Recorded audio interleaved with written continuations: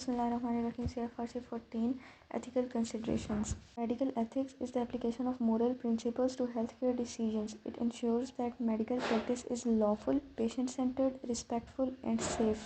चीज़ें इसमें देखनी है कॉन्फिडेंशियलिटी और इन्फॉर्म्ड कंसेंट। कॉन्फिडेंशियलिटी की बात करें तो इसमें इसका मतलब है कि जो भी पेशेंट ने इन्फॉर्मेशन शेयर किया उसको प्राइवेट रखना है और किसी के सामने डिस्क्लोज़ नहीं करना विदाउट ऑथराइजेशन। इसमें वर्बल इंफॉर्मेशन भी है, written records, electronic records, images and reports and even the fact that patient visited the clinic. Ethical basis देखें तो confidentiality is based on respect for autonomy, respect for dignity and trust in doctor patient relationship. Confidentiality में exceptions क्या क्या हैं? It may be breached when risk to others, मतलब कोई violent threat दे देता है पेशेंट। इसके अलावा पब्लिक हेल्थ रिपोर्टिंग है, मतलब कि कोई केस रिपोर्ट करना है जैसे टीबी का, मीजल्स, कोविड-19।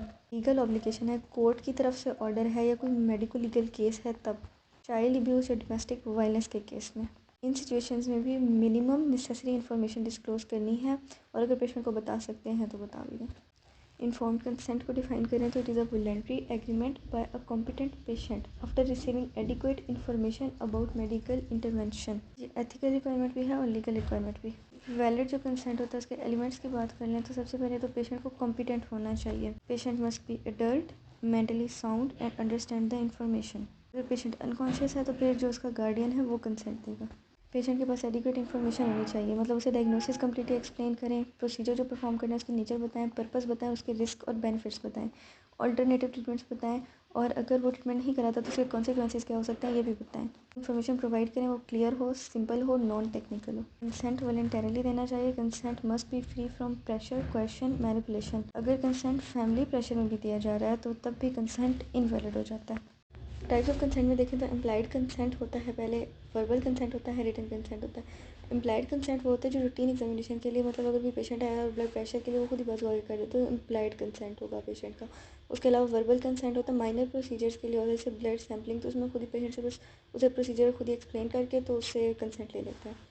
उसके बाद होता है रिटन कंसेंट, ये मेजर प्रोसीजर्स के लिए होता है, जैसे सर्जरी है, एनेस्थीसिया देना है पेशेंट को, कोई इन्वेजिव प्रोसीजर है या फिर रिसर्च पार्टिसिपेशन है, तो इसमें रिटन फॉर्म होता है जिसमें कंसेंट लेते हैं पेशेंट का।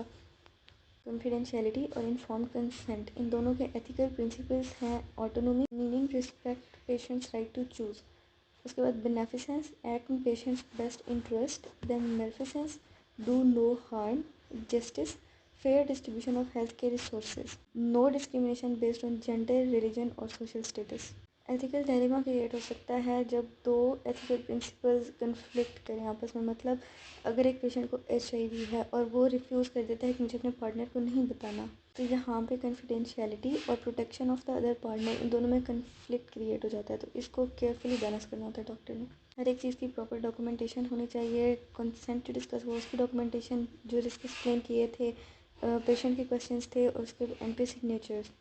अगर ये एथिकल वायलेशन हुई हैं तो इस वजह से पेशेंट का ट्रस्ट लॉस हो सकता है, लीगल एक्शन पेशेंट ले सकता है, डॉक्टर का लाइसेंस सस्पेंड हो सकता है और प्रोफेशनल मिसकंडक्ट के चार्जेस अप्लाई हो सकते हैं डॉक्टर पे।